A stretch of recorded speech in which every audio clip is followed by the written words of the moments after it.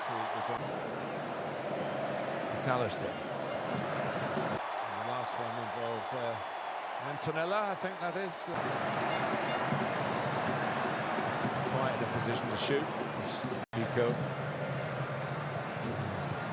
Oh, he just dropped. Just around the edge of the box. What does everybody who's watching think? The laces through this.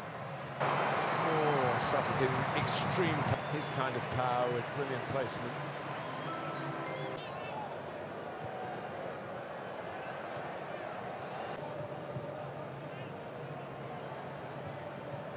Na sebe, kde byl Alvarez? Barco za obranu.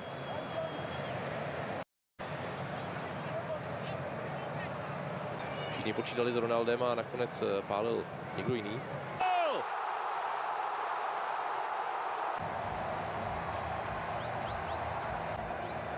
A ani tam nebyl připraven skočit. Na tomto turnaji, tedy ve třetím zápase v řadě, 6. A Messi podobně jako Lo Celso potrestal faul na sebe samého.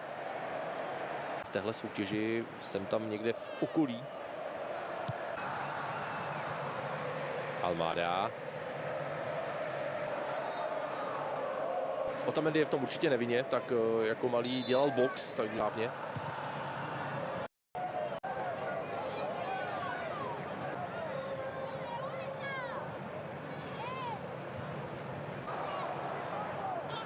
Barco.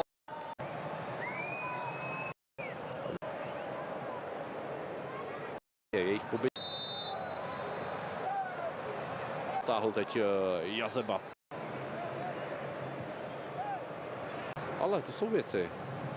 Alžírsko dává gól.